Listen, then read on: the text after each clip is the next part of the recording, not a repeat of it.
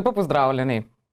Danes se bomo posvetili filmu. Ne kateremu koli, ampak slovenskemu filmu in tudi ne celotnemu slovenskemu filmu, ampak predvsem slovenskim filmskim igralcem. Če morebiti še niste vedeli ali pa ga še niste obiskali, danes bomo spregovorili o Muzeju slovenskih filmskih igralcev, ki se nahaja v Divači. Z mano je namreč skrbnica muzeja Tamara Udovič. Lepo pozdravljena. Pozdravljeni. Torej, Muzej slovenskih filmskih igralcev, to je verjetno poleg tistega razstavnega prostora v Slovenski kinoteki edini slovenski muzej posvečen filmu. Je tako? Drži. Tako da imamo v Divači nekaj res izjemnega za pokazati. Saj, kako pa to, da je pravzaprav ta muzej nastal v Divači? Ja, začetki Muzeja slovenskih filmskih igralcev segajo že v leto 1996. Takrat je bila ustanovljena Slovenska kinoteka. In že takoj so si zastavili cilj raziskati življenje in delo prve slovenske filmske zvezde Iterine, ki je pustila neizbrisen pečat na zgodovini evropskega filma. In pot jih je pripeljala v Divačo, kjer se je igralka rodila 7. julija leta 1907. Povezali so se z občino Divača in prišli do ideje, da bi v Škratelnovi hiši postavili stalno razstavo posvečeno njenemu življenju in delu. Zdaj tudi občina Divača si je zavzemala že kar nekaj časa za obnovitev in ohranitev te hiše, ker je to ena izmed arhitekturno najpomembnejših stavb v Divači. Tako da se je potem to izkazalo kot zelo dobra odločitev. Leta 1997 je občina Divača v sodelovanju z Zavodom za varstvo kulturne dediščine Nova Gorica obnovila Škratelnovo hišo in Slovenska kinoteka je že začela pripravljati stalno razstavo, ki tam domuje od leta 1998, torej leto kasneje je bila uradna otvoritev razstave. In prvemu direktorju Slovenske kinoteke, Silvanu Furlanu, se je že takrat porodila ideja, da bi se lahko nekoč obnovila celotna domačija in da bi to postal osrednji kulturni objekt v Divači. Je pa potem trajalo še kar nekaj časa, da se je vse skupaj razvilo in privedlo do te točke, ker smo danes. Po čem je sicer Škratelnova domačija znana? Zakaj je to tako arhitekturno že pomemben objekt? Ja, domačija izvira iz 17. stoletja. In v preteklosti je služila kot zelo pomembno furmansko gostišče s prenočišči. To je bila ena izmed največjih in najbogatejših domačij v Divači in to svojo funkcijo je ohranila tam do izgradnje južne železnice Dunaj-Trst 1857 oziroma potem še železnice do Pulja 1876. S tem, ko so furmani začeli izgubljati svoj pomen, tudi domačija te prvotne vloge ni imela več in to se je skozi leta začelo res tudi poznati na samih objektih. No. Najboljše je bila zares ohranjena Škratelnova hiša, ker so vsaj tista najnujnejša popravila opravljali sproti. Se pravi, to je glavna hiša v bistvu? Tako, to je hiša, ki je v preteklosti služila kot stanovanjski objekt, potem pa so imeli še res velik hlev in pa hram s kednjem. Tako da 3 objekti so tvorili Škratelnovo domačijo in jo tudi danes, pa imamo tudi veliko notranje dvorišče in potem še res velik travnik. To je že vse takrat spadalo pod Škratelnovo domačijo, tako da res velika za tiste čase. No. Danes je to že vse obnovljeno? Vse obnovljeno, seveda. Zdaj, celovita obnova domačije se je začela leta 2002. Takrat je arhitekt Vojteh Ravnikar v svojem seminarju za študente Fakultete za arhitekturo pripravil natečaj načrta obnove. Potem je leta 2007 občina Divača kot nosilka projekta obnove kandidirala za sredstva norveškega finančnega mehanizma. Prenova domačije se je začela leta 2008, muzej, kot ga poznamo danes, pa je svoja vrata svečano odprl julija leta 2011. Se je muzej od leta 2011 do danes kako spremenil? Se je. Zdaj, naša zadnja pridobitev je na osrednji muzejski razstavi, nova multimedijska miza, ki zdaj vključuje že skoraj 500 igralcev in približno 300 filmov. Ravno smo delali posodobitev, tako da malo na približno govorim. In je res čudovita pridobitev, no, ker imajo obiskovalci v bistvu možnost, da poiščejo tiste igralce, ki jih posebej zanimajo, da si preberejo več o njihovem življenju, pobrskajo po filmih in seveda je tudi multimedijska miza bogata s slikovnim gradivom. To pomeni, da si lahko tudi filme ogledajo na tej mizi? To še ne. Sodelujete mogoče kaj tudi z bazo slovenskih filmov? Oni so zdaj veliko delali na popisih slovenskih igralcev. Tam imajo tudi zelo lepo zbirko, ja. Ampak kakšnega tesnejšega sodelovanja zaenkrat nismo imeli. No. Mogoče pa še v prihodnosti. Sodite pa pravzaprav nekako pod slovensko kinoteko, še vedno, če prav razumem. Kakšen je pravzaprav ta odnos muzeja in slovenske kinoteke? Mi smo dislocirana enota slovenske kinoteke. Muzej slovenskih filmskih igralcev skupaj upravljajo Ministrstvo za kulturo, Slovenska kinoteka in Občina Divača. Tako da gre res za eno tako lepo sodelovanje, ki traja zdaj že kar dober čas. Pa se posvečate bolj igralcem, ki so že pokojni, ali tudi igralcem, ki še danes delujejo? Čisto vsem. V bistvu je cilj, da so vsi naši igralci del te razstave, tako da se zdaj tudi sproti dodajajo. No, kot pravimo, v tej multimedijski mizi so zdaj dodani tudi novejši filmi in igralci in je namen, da so vsi tukaj doma. Pa je torej prvi zapis, najstarejša igralka res Itarina? Ona je definitivno prva slovenska filmska zvezda, ker takšen uspeh, kot ga je dosegla, je v bistvu nekaj nepredstavljivega. Gledalci so jedli iz roke, njene filme so gledali po vsem svetu. Zelo so bili gledani zlasti v Franciji in v Ameriki. Tudi časopisi so veliko ugibali o njenem zasebnem življenju. Velikokrat so jo povezovali s kakšnimi igralci, režiserji in v bistvu je njena življenjska zgodba cela filmska. No. Saj kako pa je, torej mlada Ida, čeprav vem, je bilo njeno originalno ime, iz Divače prišla v pravzaprav svetovno javnost? Ja, ona je pri pičlih 19 letih pobegnila v Berlin. Njene fotografije so prišle v roke veliki produkcijski hiši iz Berlina, Peter Ostermayer Film. In mlada lepotica jih je tako navdušila, da so jo povabili na poskusno snemanje. Zdaj, Idina mati tega ni podpirala, oziroma je temu kar močno nasprotovala. Aha, se pravi, ona je takrat še doma živela, ko je poslala fotografije. Ja.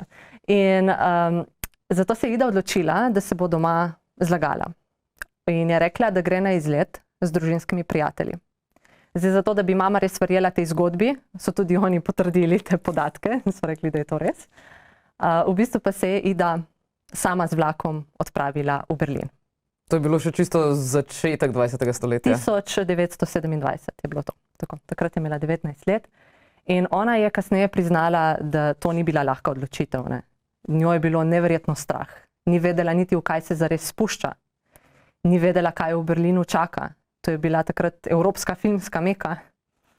In tisto prvo noč je prebedela, prejokala, vmes se je že odločila, da bo zjutraj kar šla nazaj domov, da ne bo niti šla na poskusno snemanje, ampak jo je nekaj res močno vleklo. Tako da na koncu je vseeno šla. In tam je morala pred kamero kričati, se smejati, mahati z rokami, tudi jokati. In rekla je, da so bile solze tudi pred kamero tisti dan popolnoma iskrene. Zato, ker ona se je počutila neverjetno osamljeno v tem velikem mestu. In če ne drugega, no, je bilo poskusno snemanje zelo uspešno. Tako da je potem tudi že podpisala pogodbo za snemanje in se začela učiti igralskega poklica. Pa je ona pravzaprav potem sploh kaj snemala v slovenskih filmih? Takrat pravzaprav še ni bilo zares slovenskih filmov, kaj ne? Še ni bilo, ne. Ona je, največja dva uspeha v njeni filmski karieri sta gotovo Erotikon in Obešenjakova Tončka. To sta češka filma. In snemala je tudi drugod po svetu, ampak ona je doživela ta vzpon kariere v zelo kratkem času. Torej v bistvu 1929 do 1931, takrat je bil njen vrhunec kariere. In potem se je zaradi ljubezni umaknila iz filmskega sveta, se posvetila družini in živela popolnoma drugačno življenje. Tako da ona je res v kratkem času uspela in potem tudi nekako to opustila. Sicer pa, se pravi, govorimo tukaj že o zvočnih filmih. Leta 1927 je prišel ven že Pevec džeza, ampak ali je bilo tudi v Evropi takrat že normalno snemati pravzaprav zvočne filme? Ja, Obešenjakova Tončka je bil zvočni film. Posneli so zvočni del v 3 jezikih, v češkem, nemškem in v francoskem. Ona je to snemala sama. Je imela lep glas, pa tudi kar občutek za jezike. Marsikateremu igralcu, ki je prej igral v nemih filmih, je ta prihod zvočnega filma tudi uničil kariero. Ampak pri njej to ni kazalo kakšnih težav. No. Največ problemov je menda delala francoščina, tako da je potem delala na izgovorjavi, ampak je uspela osvojiti tudi to. Se je kdaj potem vrnila v Slovenijo? So se še vračali, ampak so hodili večinoma na obisk sorodnikom. In zdaj edini starši niso bili iz Divače, tako da tam v bistvu niso nikogar imeli. Njena mati Marija je bila iz Loga pod Mangartom, oče je bil iz Bovca, spoznala sta se v Trstu in potem so prišli v Divačo, ker se je oče tam zaposlil na železnici. Tako da to je v bistvu pripeljalo družino Kravanja v Divačo.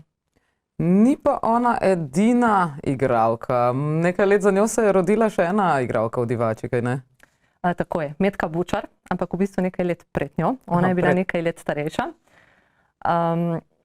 Metka Bučar se je rodila leta 1903. Ona se je v filmske vode podala kasneje v življenju. V bistvu v filmu je debitirala leta 1948. Njen prvi film je bil Na svoji zemlji. Je pa že predtem veliko igrala v gledališču, pa tudi snemala radijske igre. Ni nikoli zares dosegla takšnega uspeha kot Titarina. Vsekakor pa je ustvarila številne nepozabne filmske vloge. Spomnimo se jo predvsem po kakšnih teh komičnih stranskih vlogah. Recimo v filmu Naš avto je odigrala vlogo babice. Tega, kar večina naših obiskovalcev pozna, pa se spomni, pa takoj povežejo. Pa sta oni edini dve iz Divače? Imate že koga mogoče, ki je dejansko živel, se rodil v Divači? Ali so bili takrat začetek 20. stoletja, da ne rečem, bolj plodni v filmskem smislu? V filmskem smislu bi rekla, da je zaenkrat to. Sem pa prepričana, da bo še kdo uspel v prihajajočih letih. Imamo kar nekaj nadobudnih filmskih ustvarjalcev, tudi mlajših, ki pridejo na te naše filmske delavnice.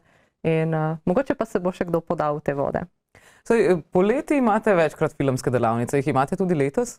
Tako je, vsako leto organiziramo tedensko delavnico, bodisi igranega ali pa animiranega filma. In prav v tem trenutku poteka tedenska delavnica igranega filma. To je res super priložnost za vse filmske navdušence, da aktivno izkoristijo poletne počitnice in da se zraven tudi kaj naučijo. Ker se res preizkusijo udeleženci v vseh vlogah, kot scenaristi, režiserji, snemalci, igralci, potem tudi malo vidijo, kaj jim bolj ustreza, kaj ne, kakšenkrat že takoj pridejo pa rečejo, jaz pa igral ne bom, pa se potem bolj osredotočijo na te druge vloge, ampak je po naših izkušnjah to res ena super zadeva. No. To gre predvsem za mlajše udeležence? Tako, to je namenjeno osnovnošolcem in srednješolcem in se razdelijo potem v manjše skupine, se posnamejo kratki igrani filmi. Pa prihajajo k vam potem predvsem naprimer tako mladi kot tudi odrasli obiskovalci, predvsem iz regije ali iz celotne Slovenije? V bistvu iz celotne Slovenije. Zdaj nas največ obiskujejo šolske skupine, tudi zato, ker nudimo res tak celosten vpogled v to filmsko ustvarjanje. Imamo tudi veliko drugih organiziranih skupin in pa vedno več tudi individualnih obiskovalcev, ki včasih rečejo, da so prvi slišali, pa so potem navdušeni nad vsem, kar imamo za pokazati. Tako da. Kaj pa iz tujine? Tudi iz tujine prihajajo, ker vendarle gre za muzej slovenskih igralcev. Včasih se nam zdi, da njih veliko spet toliko prodrlo v tujino, pa mogoče zunaj sploh nekako ne obračajo pozornosti na to. Iskreno, v zadnjem času beležimo povečan obisk strani tujih obiskovalcev. Jih pa v veliki meri najprej pritegne arhitektura. Ker je Škrateljnova domačija res čudovit primer kraške arhitekture in tudi to predstavimo našim obiskovalcem, tipične kraške elemente. Za tuje obiskovalce je zelo zanimiva tudi življenjska zgodba Iterine, ker jih preseneti, kako se je bila pripravljena odpovedati karieri zaradi ljubezni. Poleg tega pa so za njih zelo interesantni tudi filmski večeri pod zvezdami, ki bodo zdaj aktualni spet avgusta, zato ker tam vrtimo filme v originalnih jezikih in potem dodamo slovenske podnapise. Tako da tudi kakšni tuji obiskovalci, ki se v Divači zadržijo več dni, potem pridejo, se nam pridružijo, pogledajo film in se imajo lepo. Kakšne filme pa tam pravzaprav predvajate? Bolj zgodovinske, tudi sodobne? Čisto različno, iskreno se vsako leto pripravi nov program. Zdaj letos nas čaka cikel biografskih filmov Neukročene trmoglavke, ki v ospredje postavlja življenja izjemnih žensk, ki so se borile za enakopravnost. Tako da v tem ciklu si bomo gledali 3 filme: Frida, Coco Chanel ter Julie in Julia.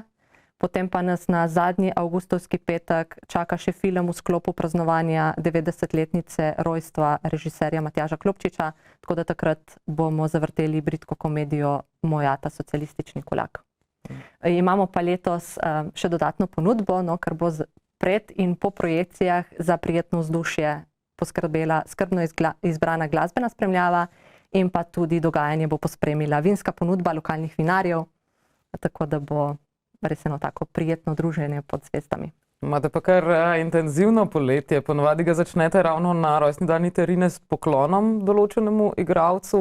Kako se vsako leto odločite samo za enega? Izbiramo med igralci, ki imajo že prepoznaven filmski opus in vsaj nekaj opaznih filmskih vlog.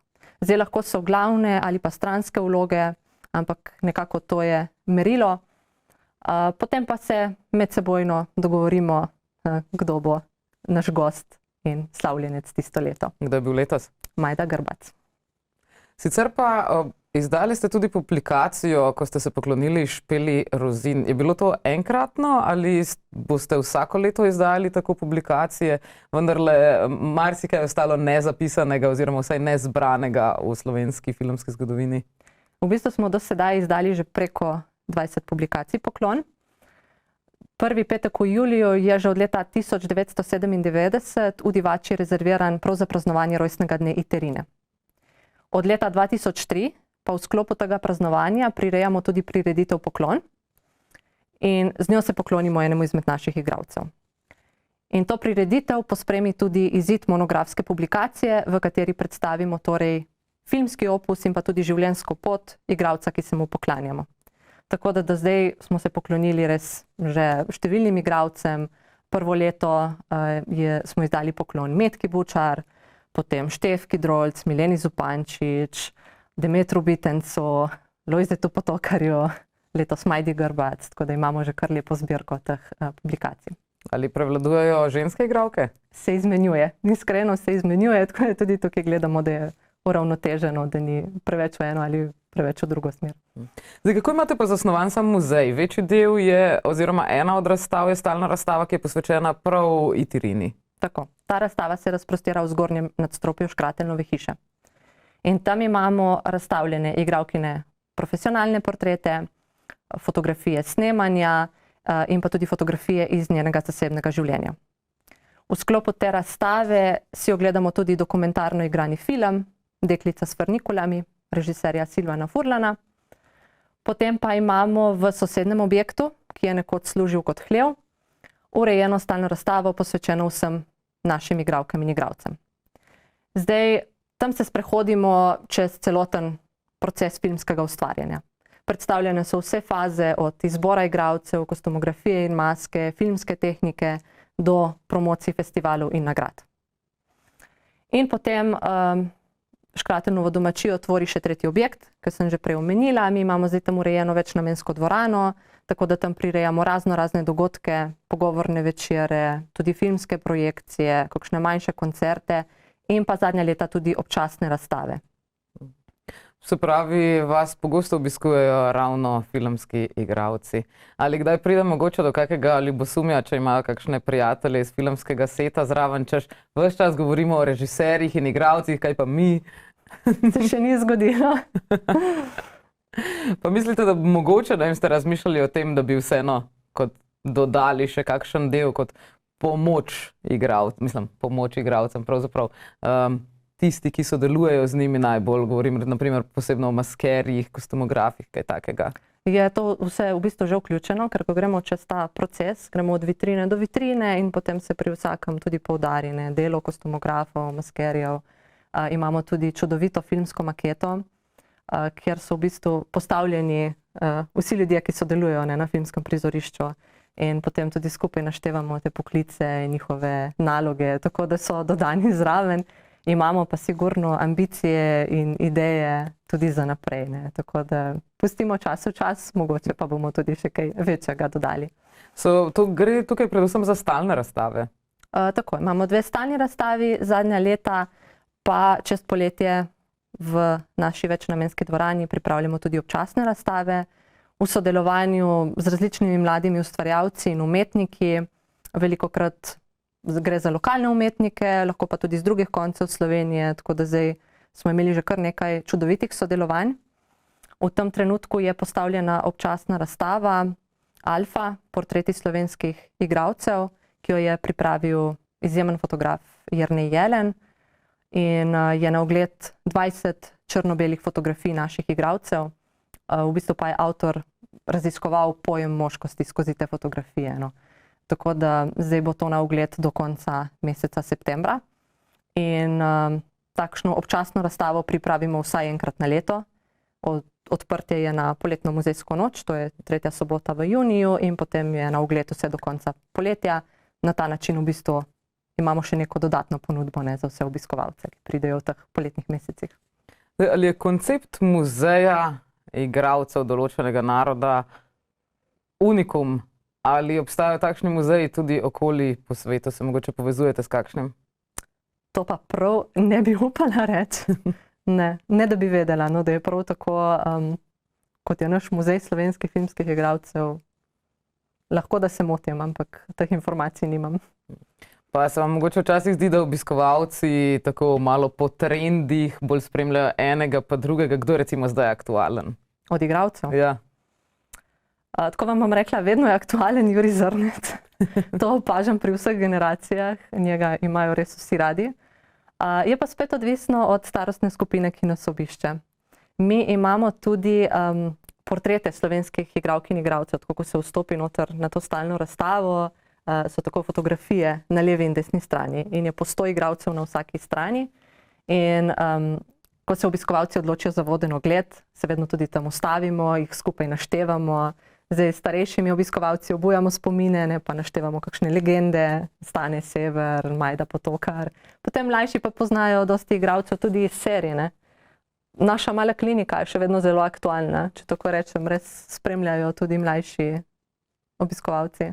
Koliko pa se v samem muzeju posvečate serijam? Gre za audiovizualno delo, ampak v imenu imate filmskih igralcev? V ospredju so gotovo filmi, ampak omenjamo tudi, seveda, ja. V preteklosti, kako je bilo v preteklosti s serijami? Zdaj se zdi, kot da je neko prebojenje se dogaja, je bil mogoče vmes tako malo, je bilo vmes malo zatišje, pa je bilo nekoč tega več. Kako se vam zdi? Ja, se mi zdi, da se kar malo izmenjuje, ne. Na nekaj let pride neka taka res serija, ki jo spremljajo vsi, se mi zdi, pa vsi poznajo igralce, pa vsi vejo, kaj se dogaja. In tako je bilo takrat, no, tudi mi smo v bistvu gledali našo malo kliniko, potem se mi zdi, da je bil kar nek tak premor, ne, potem pa so bile spet te serije aktualne in tudi zdaj, ne. Pa se vam zdi, da zaradi tega torej nekako ljudje bolj poznajo igralce, ki so mogoče sicer velike zvezde v gledališčih, potem pa naenkrat pridejo na film oziroma na male zaslone in jih kar naenkrat ljudje začnejo prepoznavati? Ja, velikokrat se zgodi tudi to, da ko igralec odigra neko res tako pomembno vlogo, ne, lahko tudi v seriji, da postane prepoznaven po temu, ne. Tako kot Jernej Šugman, ne, ko je bil enkrat Veso, je to nekako bilo vedno v ospredju, tudi ko je igral v gledališču, čeprav je bil vrhunski igralec, ne, in je odigral tudi številne zelo kompleksne vloge v gledališču, ne. Tako da se zna to zgoditi, tudi pri nas, ampak saj na vse zadnje je tudi v tujini tako, ne. Vas je Šugman mogoče kdaj tudi obiskal? Odkar sem jaz tukaj, ne. Možno pa je, da v preteklosti. Kako pogosto pa sicer prihajajo k vam igralci? Prihajajo tudi, ko recimo ni dogodkov, pridejo pogledat, češ, mogoče, če sem tukaj tudi vključen v razstavo? Pridejo, včasih se ustavijo tudi tako med tednom, ko smo odprti, pridejo na ogled muzeja, malo poklepetamo. Tudi Ivan Marinček direktor fotografije, nas je večkrat obiskal in se je rad vračal. No. Sicer pa imate veliko podatkov, imate tudi kakšne predmete, naprimer, ne vem, to je bil pa scenarij iz tega filma, to je bila pa tobačnica, ki jo je uporabljal ta in ta. Tako je, imamo tudi obleko, recimo, ki jo je nosila Milena Zupančič v filmu Vdovstvo Karoline Žašler. Potem imamo snemalno knjigo, scenarije, filmske plakate, nagrade, ki so jih igralci podarili prav za razstavo, tako da so na ogled Zlate arene, Vesna, Cesarica Teodora, ki jo je prejela Milena Zupančič za glavno vlogo v filmu Cvetje v jeseni. Tako da je kar nekaj zadev, ki si jih lahko ogledajo. No. Torej ste večinoma dobili predmete na takšen način, da so jih igralci podarili, jih mogoče kontaktirate, češ vemo, da imate, to bi nam vsaj posodili? To je takrat Slovenska kinoteka v bistvu se zbrala, ja. Zdaj predvsem, kar se slikovnega gradiva tiče, ima sama večino stvari v hrambi, ne. In se je potem res zbralo v eno tako čudovito razstavo. No. Zdaj, ob prihodu skupine lahko pogledajo tudi kakšen film. Gre tukaj tudi za filme, ki jih ima Slovenska kinoteka v arhivu. Kako obsežen je to pravzaprav arhiv? To pa imamo v sodelovanju s Slovenskim filmskim centrom, v bistvu v ponudbi filme, ki si jih lahko obiskovalci ogledajo. Zdaj zato se odločajo predvsem šolske skupine, da imajo ogled muzeja, pa potem pogledajo še kakšno slovensko filmsko klasiko. In je to tudi ena taka lepa priložnost, no, da malo bolj spoznajo film in igralce, ki nastopajo. Kako dobro pa otroci poznajo starejše filme? Mogoče bi bili presenečeni, ampak kar dobro. Predvsem te klasike so skoraj da vsi gledali. Torej Kekca, Sreča na vrvici, Poletje v školjki. To vsi poznajo, spremljajo pa tudi aktualne filme. Tako da gremo mi po svoje, recimo, zelo popularen, še vedno Gajin svet, vem, da je tudi od teh filmov v zadnjih letih, ki ga dosti krat omenjajo. Tako da kar gledajo, čeprav imajo res izborne, lahko gledajo tudi toliko tujih filmov, so tudi slovenski filmi še vedno gledani. Pa se mogoče namensko ukvarjate tudi mogoče s področjem filmske vzgoje, to se zdaj v zadnjih letih, sploh odkar je tudi izbirni predmet v šolah, predvsej omenja. Se pravi, ukvarjate tudi s tem, naprimer, da jim predstavite filmska izrazna sredstva, kaj podobnega, imate prav posebne delavnice za ta namen, da spoznajo film, več kot samo ta je igral v tem filmu? Ja, v bistvu že v sklopu vodenega ogleda stalne razstave mi predstavimo celoten proces filmskega ustvarjanja, lahko se pa odločijo tudi za ogled muzeja, s tem, da rešujejo zraven še delovne liste, pa moramo potem skupaj poiskati odgovore na vprašanja. Lahko se odločijo tudi za ustvarjalne delavnice, tam se spoznajo z osnovami filmskega jezika, pa tudi kaj ustvarijo. Potem imamo tudi pogovor po filmu, tako da je več opcij in potem odvisno od tega, kaj se odločijo. Pa je otrokom oziroma mladim to blizu, znajo razpoznavati že različne elemente te vrste umetnosti? Ja, v bistvu se dosti tudi učijo, ker jih to zanima. Opažam, da spremljajo tudi na spletu, se zdaj je dosti informacij tudi dostopnih, pa si že kaj sami preberejo, pa potem pridejo že z vprašanji ali pa s kakšnim komentarjem. Tako da so kar zainteresirani. No. Kaj pa jih najbolj preseneti? Naprimer število ljudi na filmskem setu? Ja, to je v bistvu nekaj, kar iskreno tudi starejši obiskovalci večkrat povejo. Ne. Na koncu ogleda, da so popolnoma presenečeni, koliko truda, časa, energije in dela gre v en film. Zato, ker mi, ko gledamo film, malo odmislimo to, ne, in pozabimo, koliko ljudi tam dela in teče in hiti. Je res, filmska umetnost je čarobna in je nekaj, kar vzame čas. Ne. Tako da to mi velikokrat rečejo, da je to služil kot opomnik, ne, kako zahtevno delo to je. S katerim delom muzejskega dela se pa sami najraje ukvarjate? Jaz res rada delam z ljudmi in največji užitek mi je ravno to, ko gremo skupaj skozi naši stalni razstavi in potem vidim, kako me z zanimanjem še kaj vprašajo, kaj pokomentirajo. Velikokrat delijo kakšne anekdote ali pa zanimivosti, ko so sami srečali igralca, ko so se z njim pogovarjali. Nekateri so tudi sodelovali, ne, kot statisti pri snemanju filmov in imajo spomine in mi to potem povejo. In je čudovito, no, res. Imate mogoče tudi tako malce bolj kakšne tračarske, torej malo bolj rumene anekdote o kakšnih snemanjih, naprimer, kdo je bil največji kolerik od igralcev ali kaj podobnega, koga so morali največkrat zbujati, ker je zamujal? Iskreno mi nič takega ne pade na pamet, ampak organiziramo vsako leto pogovorni večer Zvezde na obisku, kjer v družbo povabimo različne igralke in igralce in tam velikokrat z nami delijo ravno kakšne take anekdote, ne, kako so snemali film in kaj vse je šlo narobe in kaj smo potem mi dejansko videli na platnu, ne, ampak je bilo toliko enih scenarijev prej, kaj vse se je dogajalo. Tako da imajo naši obiskovalci res radi te pogovorne večere, ravno zato, ker dobijo en tak edinstven vpogled, ne, tudi v ozadje. In poleg tega imajo priložnost spoznati igralca, izvedeti, s čim se Taret ukvarja recimo v prostem času, izvedeti, zakaj je sploh šel v filmske vode, kaj ga je pripeljalo na to pot. Tako da je to tudi ena taka stalnica v našem muzeju, no, del našega programa. Se včasih ukvarjate tudi s tem, naprimer, kako se je igra spreminjala skozi čas? Spomnimo se, naprimer, včasih so govorili res knjižno slovenščino, danes pravzaprav se nekako nagibajo bolj k pogovornemu jeziku, dialektom.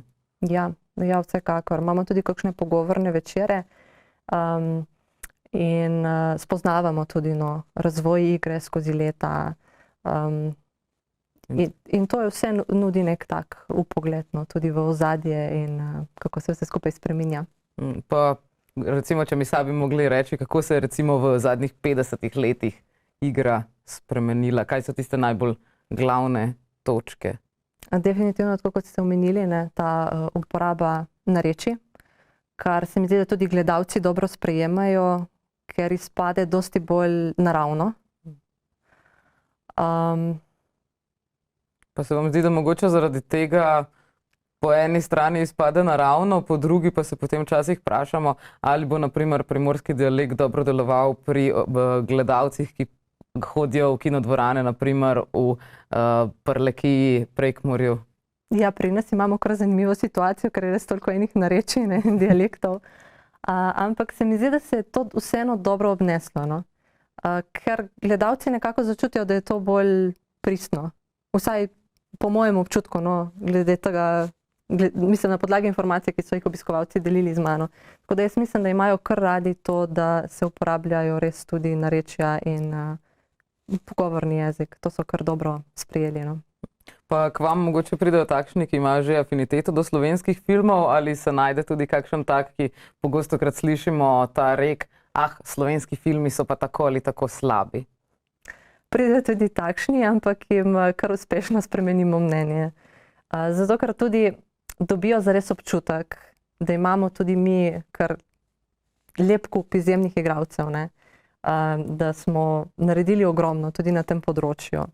In se začnejo potem skozi ogled v bistvu zavedati, kaj vse je v ozadju, ne, in koliko dela je bilo vloženega, ker je zelo težko tako oceniti, ne, kot ti samo en film vidiš, pa malo odmisliš, ne, kaj vse je šlo v to.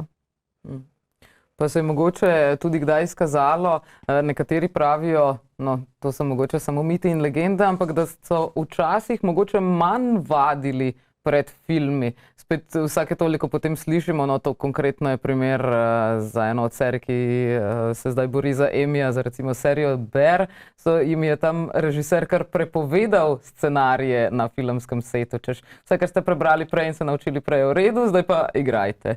Imamo tudi pri nas kak tak primer, so delili mogoče igralci z vami, kakšen tak primer? Nimam prav kakšne take informacije v glavi, je pa res čisto odvisno, ne, od situacije do situacije. Zdaj, določeni igralci so rekli, da se niti ne pripravljajo toliko, oziroma je dosti tudi lahko improviziranega sproti, ne, ker se vidi, kam zadeva teče, tako da res čisto odvisno, no. Pravi improvizirano, češ v smislu tako ali tako vem, kakšna bo moja vloga, potem pa na podlagi tega malo gradim, ni ravno, da bi imeli da bi direktno citirali scenarij v tem smislu. Tako v tem smislu, ja. Zdaj, dostikrat se igralci res že vnaprej tudi toliko pripravijo na vlogo, ne, da ta lik zelo dobro poznajo, tako da potem včasih tudi malo začutijo, ne, kaj bi ta lik takrat rekel v tej situaciji.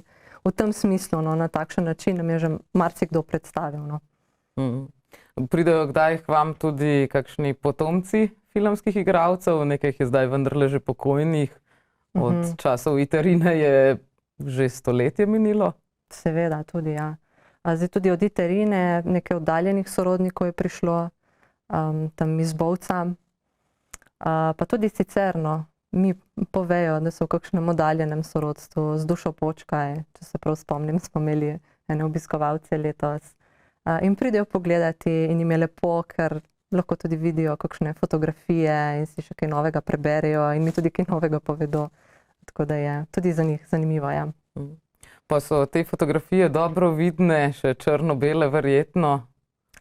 Imamo zelo dobre fotografije, sploh v tej multimedijski mizi so res čez cel zaslon in je enkratno.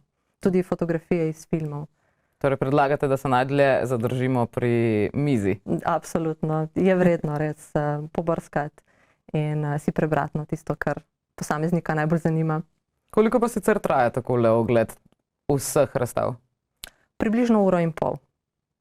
Vsaj, ko imamo vodeni ogled muzeja, predlagamo 1,5 ure, zato ker v sklopu tega predstavimo tudi Škratelnovo domačijo, nekaj povemo o zgodovini, predstavimo tipične kraške značilnosti in potem seveda še ogled obeh razstav. In zdaj določeni obiskovalci, ki pa to res zanima, se pa lahko zadržijo iskreno tudi cel dan. Zato ker imamo potem v zgornjem nadstropju te osrednje muzejske razstave, tudi intervjuje z igralci in tam se da poslušati, kako so se pripravljali na kakšno vlogo, kako je potekalo snemanje, kakšne anekdote snemanja filmov, tako da radi obiskovalci tudi več časa tam preživijo, poslušajo in odnesejo res veliko od tega. No. Kako pa to, da ste se recimo odločili predstaviti tudi kraške pojave v sklopu te razstave? Zato, ker smo opazili, da je zelo veliko zanimanja. Zdaj sploh za obiskovalce z drugih koncev Slovenije, ki recimo ne poznajo teh tipičnih kraških pojavov tako zelo.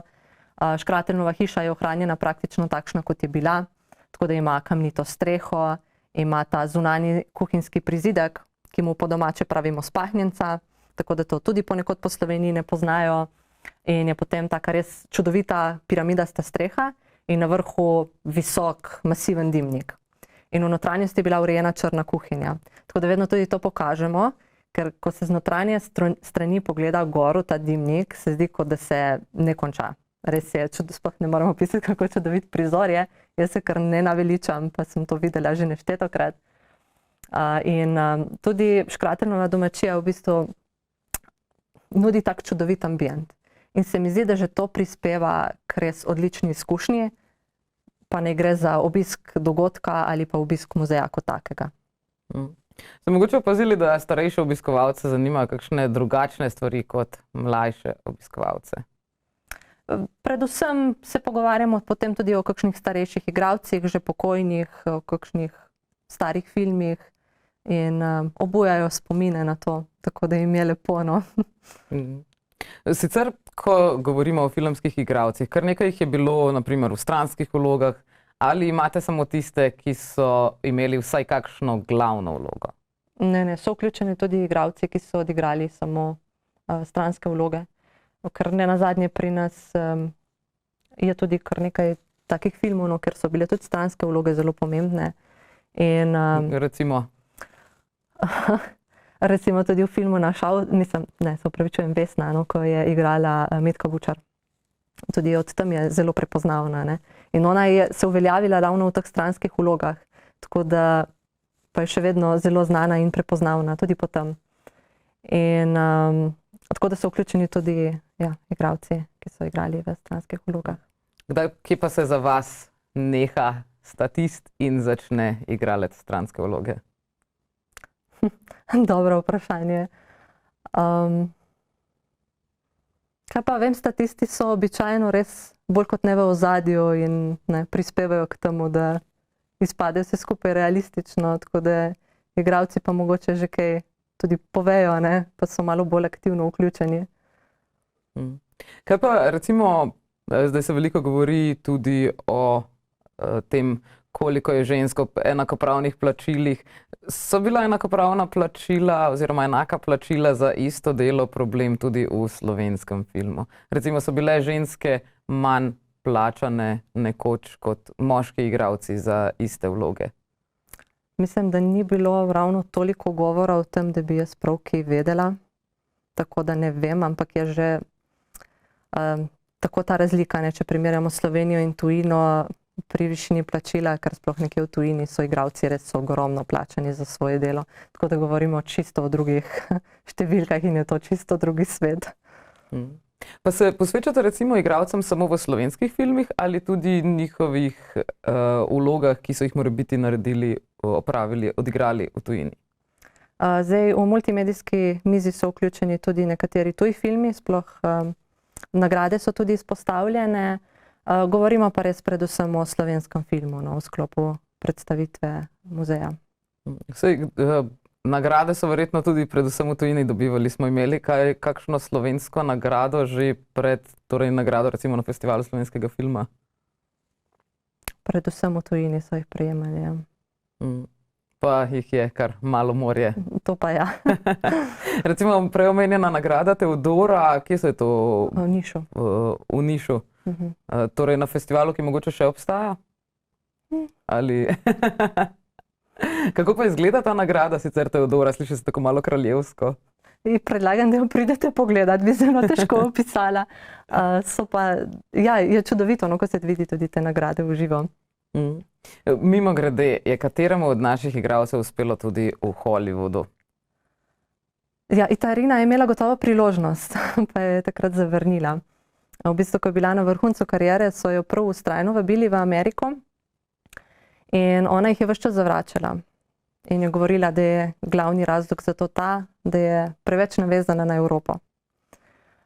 Zadnjič so povabili leta 1931 in takrat jo je partner Miodrag Đorđević v bistvu postavil pred zelo težko odločitev, ker je rekel, da mora izbrati med njim in kariero. In ona jih je potem še zadnjič zavrnila, se z Miodragom poročila in ker je bil on pravoslavni ver, je celo vero spremenila takrat. In se je potem preimenovala v Tamaro Đorđević. Tako da je znana pod 3 imeni. Ida Kravanja, njeno umetniško ime je bilo Itarina in potem po poroki Tamara Đorđević. Zdaj, kar se tiče ostalih igralcev, pa vemo, da je Katarina Časne tudi igrala v tujini, ampak Itirinino je takrat bilo v bistvu obljubljena tudi že glavna vloga v filmu. Zdaj, vprašanje, kaj bi se dogajalo, seveda, če bi ona res odšla tja, ampak je vseeno to nekaj nepredstavljivega, no.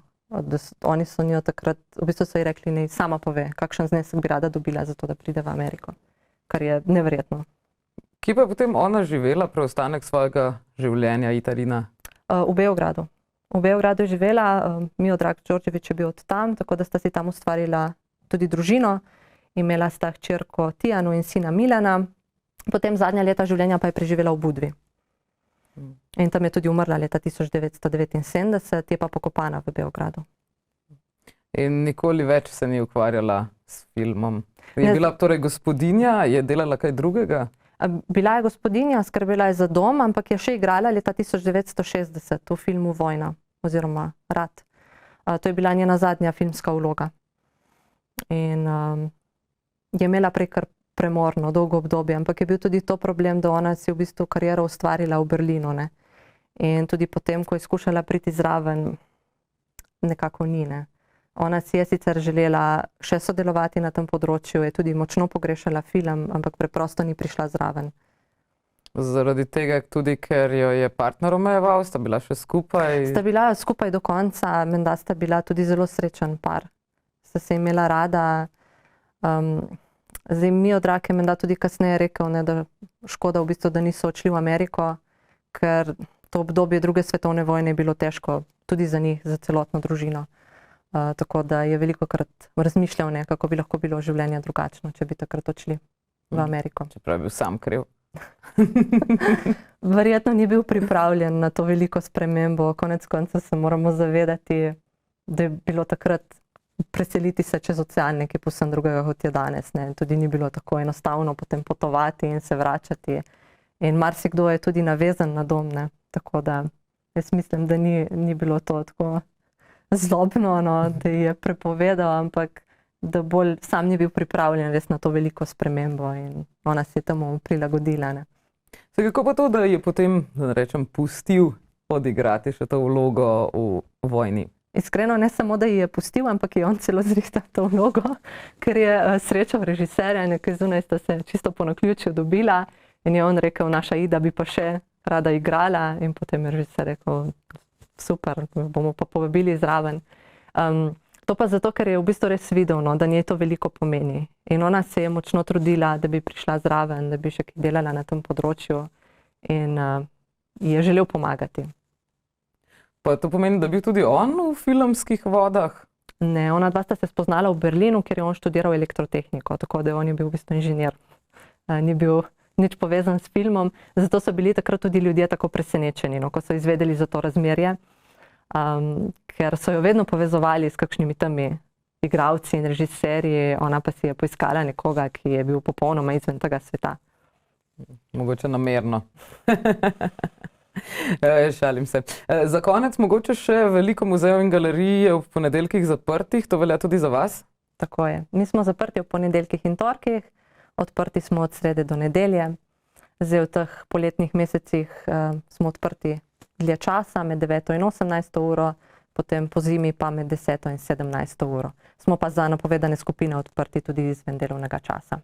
Za večje skupine ni sieste. Tako je. Ja, super, me veseli. Kdaj bo prva projekcija v avgustu? Naslednji petek. To mislim, da je 9. avgust. Tako, takrat nadaljujemo in potem vse do konca avgusta. Bomo pa to poletno dogajanje zaokrožili z dogodkom Filmski dan. To je pa zdaj ena novost, ki smo jo v bistvu lansko leto izpeljali prvič. Namen dogodka je predstaviti program in vsebine muzeja ter Slovenske kinoteke, obenem pa obiskovalcem tudi približati lokalne ponudnike in njihove izdelke. Tako da se tekom dneva odvijajo razne filmske aktivnosti, delavnice, pogovori, obenem pa lahko obiskovalci tudi preizkusijo, okusijo in kupijo različne lokalne pridelke. In to načrtujemo tudi letos, v soboto 7. septembra. Gre v bistvu za celodnevno dogajanje, potem pa si zvečer ogledamo še film v letnem kinu in letos bomo zaključili s koncertom Katalene. To lahko že izdamo, ostale informacije pa sledijo kmalu. Kateri bo pa ta prvi film na projekciji 9. avgusta? Začnemo s Frido, potem Coco Chanel in potem Julie in Julia. Bo potrebno kaj prej rezervirati vstopnice? Ne, načeloma ni potrebno, lahko kar pol ure pred projekcijo kupijo vstopnico. Velja pa vstopnica za ogled filma, tudi kot vstopnica za ogled muzeja, tako da lahko v bistvu izkoristijo petek zvečer, si najprej ogledajo muzej, potem še film, spijo kakšen kozarec dobrega vina in se imajo lepo. Čisto iskreno, imate komarje, je mrzlo zvečer? Lahko se ohladi, priporočam kakšno toplo oblačilo. Komarji pa se nas izogibajo. Mogoče zato, ker brni projektor v ozadju. Pretežka konkurenca. Tako je. Ja, najlepša hvala za današnji obisk v studiu in se vidimo kaj v vašem letnem kinu. Ja, hvala lepa, lepo vabljeni na obisk. Tako, dragi gledalci, če ste mogoče pozabili na kakšnega igralca ali igralko in bi radi več izvedeli o njihovem ozadju, v Divači, kot ste slišali, je muzej slovenskih filmskih igralcev, tako da lahko tudi pogledate malce pod prste domači zgodovini. Do prihodnjič se vidimo spet na Megafon TV. Lepo pozdravljeni.